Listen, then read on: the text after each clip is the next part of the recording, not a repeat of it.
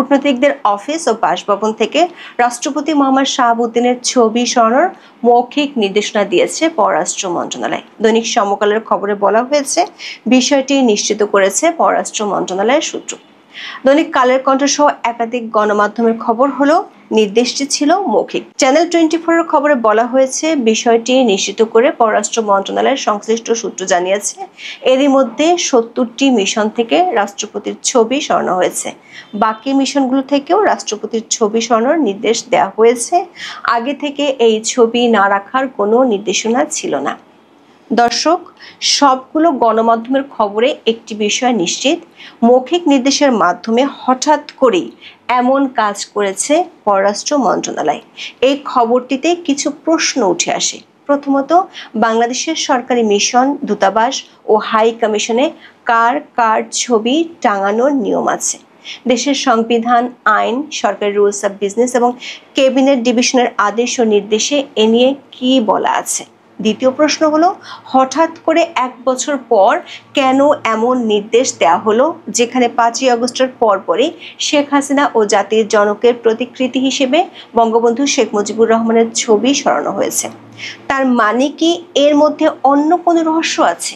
তৃতীয় প্রশ্ন হলো, আদেশটি মৌখিক কেন? তাও আবার সেটি 15ই আগস্ট রাতে দেওয়া হলো কেন, যেখানে পররাষ্ট্র মন্ত্রণালয় এখনো রাষ্ট্রপতির ছবি ঝুলছে? তাহলে কি এখানে অন্য কোনো গেম আছে? গণপ্রজাতন্ত্রী বাংলাদেশ সংবিধানের 4 ক অনুচ্ছেদে স্পষ্টভাবে জাতির পিতা হিসেবে বঙ্গবন্ধু শেখ মুজিবুর রহমানের প্রতিকৃতি সংরক্ষণ ও প্রদর্শনের বাধ্যবাধকতা আরোপ করেছে। এই অনুচ্ছেদটি 2011 সালের 5ম সংশোধনীতে যুক্ত করা হয়।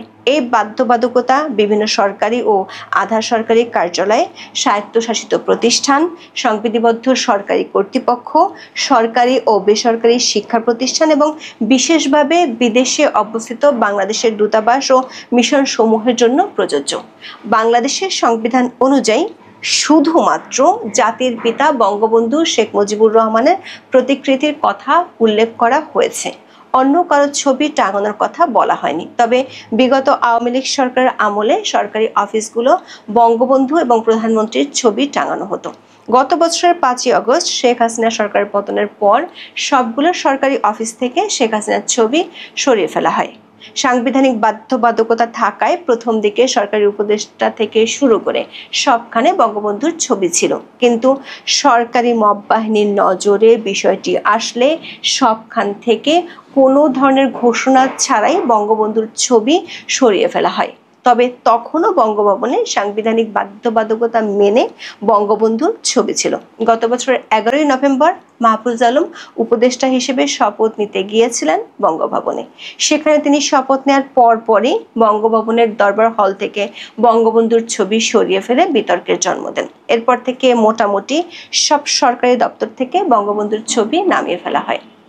সরকারের একাধিক সূত্র বলছে, বিদেশে বাংলাদেশি দূতাবাস, মিশন ও হাই কমিশনগুলোতে রাষ্ট্রপতির ছবি রাখা এক ধরনের প্রেসিডেন্স বা নর্মসে পরিণত হয়েছে। এটিকে একটি শিষ্টাচারমূলক নিয়ম হিসেবে দেখা হয়। যদিও রুলস অব বিজনেসে এ নিয়ে সরাসরি কোনো বিধান নেই। রুলস অব বিজনেস হলো মৌলিক প্রশাসনিক দলিল, যা সংবিধানের 55(6) অনুচ্ছেদ অনুযায়ী রাষ্ট্রপতির ক্ষমতা বলে বর্ণিত হয়। এই বিধানগুলোর মাধ্যমে সরকারি কাজ পরিচালিত হয়। পররাষ্ট্র মন্ত্রণালয়ের কর্মকর্তারা বলছেন, ছবি টাঙানোর বিষয়টি সুনির্দিষ্ট সরকারি আদেশ বা লিখিত সার্কুলার থেকে আসে। দৈনিক প্রথম আলোর খবরে বলা হয়েছে, এই মুহূর্তে সারা বিশ্বে বাংলাদেশের 82টি মিশন ও উপমিশন রয়েছে। এর মধ্যে 65টির বেশি মিশন ও উপমিশন থেকে রাষ্ট্রপতি মোহাম্মদ শাহাবুদ্দিনের ছবি সরিয়ে ফেলা হয়েছে। ওয়াশিংটন, দিল্লি, বেজিং সহ বেশিরভাগ মিশন থেকে রাষ্ট্রপতি শাহাবুদ্দিনের ছবি সরিয়ে নেওয়া হয়েছে। গত বছরের 5ই আগস্টের পরপরই এসব ছবি সরানো হয়। ইউরোপ, আমেরিকা অঞ্চলে কর্মরত কয়েকজন রাষ্ট্রদূতের সঙ্গে কথা বলে জানা গেছে, বিদেশে বাংলাদেশের যে মিশনগুলো রয়েছে সেখান থেকে আগেই সরানো হয়েছে রাষ্ট্রপতির ছবি। তবে এ ছবি রাখা না রাখার কোনো নির্দেশনা ছিল না বলে জানান তারা। দৈনিক কালের কণ্ঠ এবং এনটিভির খবরে বলা হয়েছে, অধিকাংশ মিশন কয়েক মাস আগে থেকে একই জিরো পোর্ট্রেট নীতি অনুসরণ করেছে।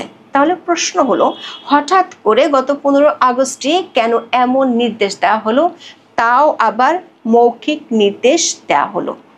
প্রথম আলো সহ একাধিক সংবাদ মাধ্যমের খবরে বলা হয়েছে 15ই আগস্ট পররাষ্ট্র মন্ত্রণালয় থেকে বেশ কয়েকটি মিশনে টেলিফোনে রাষ্ট্রপতির ছবি সরানোর এই নির্দেশ দেওয়া হয়েছে। 15ই আগস্ট মন্ত্রণালয়ের জ্যেষ্ঠ একজন কর্মকর্তা বিশ্বের বিভিন্ন অঞ্চলে কর্মরত কয়েকজন রাষ্ট্রদূত ও হাই কমিশনারকে ফোন করেন। ঢাকা থেকে বিদেশে বাংলাদেশের নির্ধারিত কয়েকজন কূটনীতিককে নিজেদের মিশন থেকে রাষ্ট্রপতির ছবি সরিয়ে নিতে ফোনে নির্দেশনা দেওয়া হয়। অন্য মিশন উপমিশন থেকে ছবি সরানোর জন্য অন্যদেরকে জানাতেও নির্দেশনা দেওয়া হয়। দৈনিক সমকালের খবরে বলা হয়েছে, গত বছরের 5ই আগস্টের পর যখন 8ই আগস্ট নতুন সরকার দায়িত্বে আসে তখন বড় মিশনগুলো আগেই সরিয়েছিল রাষ্ট্রপতির ছবি। কয়েকটি মিশন না সরানোর কারণে মৌখিক নির্দেশনা দেওয়া হয়। তার চেয়ে অবাক করার তথ্য দিচ্ছে চ্যানেল 24। সংবাদ চ্যানেলটির খবরে বলা হয়েছে 70টি বিদেশি মিশন ও দূতাবাস থেকে সরানো হলো পররাষ্ট্র মন্ত্রণালয়ের ক্যাফেতে এখনো আছে রাষ্ট্রপতি মোহাম্মদ শাহাবুদ্দিনের ছবি। 17ই আগস্ট ঢাকার সেগুনবাগিচায় পররাষ্ট্র মন্ত্রণালয়ের ক্যাফের ভেতরে পেশাদার কূটনীতিকদের জন্য যে আলাদা লাউঞ্জ রয়েছে সেখানে রাষ্ট্রপতির ছবি দেখা গেছে। পররাষ্ট্র মন্ত্রণালয়ের লাউঞ্জে রাষ্ট্রপতির ছবি রেখে বিদেশি মিশনগুলোকে কেন ছবি সরানোর নির্দেশ দেওয়া হলো? আবার 15ই আগস্ট শুক্রবার ছিল, সাপ্তাহিক ছুটির দিন ছিল। যে নির্দেশ গত 1 বছরে দেওয়া হয়নি সেটি হঠাৎ করে শুক্রবার ছুটির দিনে তাও আবার টেলিফোন করে কেন দিতে হবে? এমনকি পরিবেশ উপদেষ্টা সৈয়দা রেজওয়ানা হাসান সাংবাদিকদের বলেছেন, রাষ্ট্রপতির ছবি সরানোর কোনো লিখিত নির্দেশ নেই। এ নিয়ে উপদেষ্টা পরিষদেও আলোচনা হয়নি। দর্শক, সর্ষের মধ্যে যেমন ভূত থাকে তেমনি 15ই আগস্টের মধ্যে লুকিয়ে আছে রহস্য। ছবি সরানোর রহস্যের কেন্দ্রে আছে 15ই আগস্ট।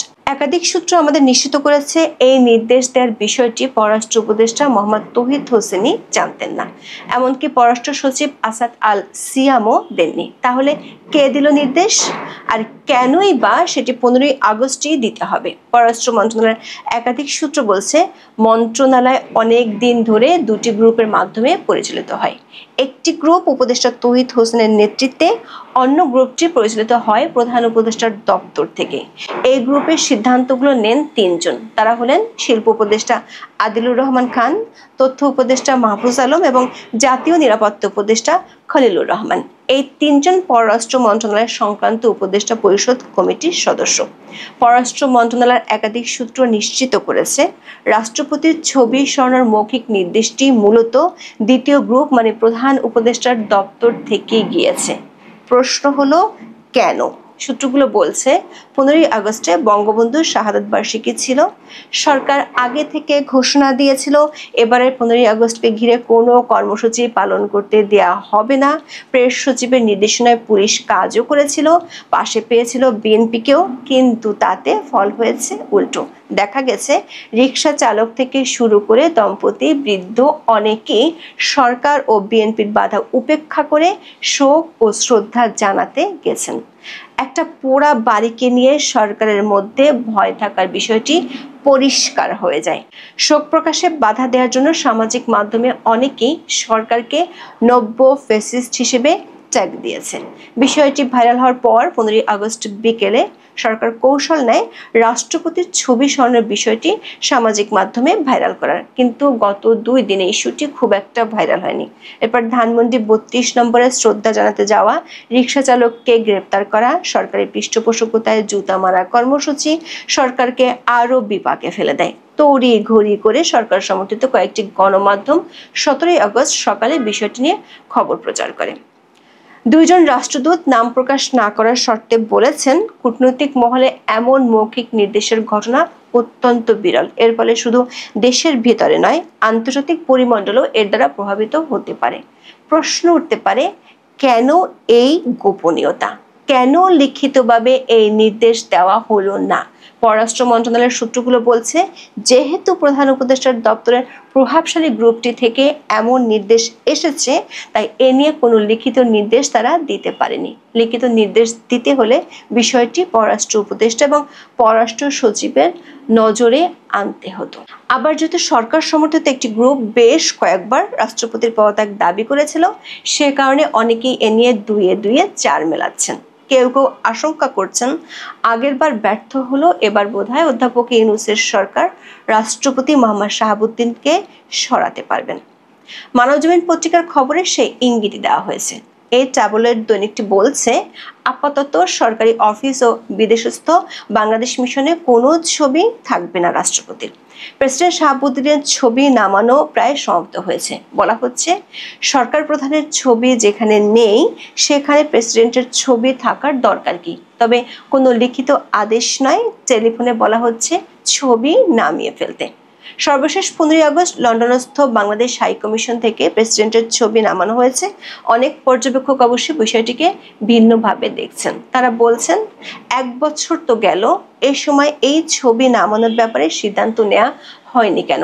দায়িত্বশীল সূত্রগুলো বলছে, প্রেসিডেন্ট চেক আপের জন্য বিদেশে যাওয়ার পরিকল্পনা করেছিলেন, প্রস্তুতিও সম্পন্ন হয়েছিল, মাঝখানে বাদ সাধা হয়েছে। বলা হয়েছে এই মুহূর্তে বিদেশে যাওয়ার পরিকল্পনা না করাই ভালো। প্রেসিডেন্ট হিসেবে চলে গেলে দেশ এক সাংবিধানিক সংকটে পড়বে। তার অবর্তমানে দায়িত্ব নেওয়ার কথা স্পিকারের, কিন্তু স্পিকার পদত্যাগ করে বসে আছেন নিরাপদ অঞ্চলে। ডেপুটি স্পিকার জেলখানায়। এই অবস্থায় কাকে দেওয়া হবে দায়িত্ব? রেফারেন্সের মাধ্যমে প্রধান বিচারপতি এই দায়িত্ব পেতে পারেন, সেটাও লম্বা প্রক্রিয়া।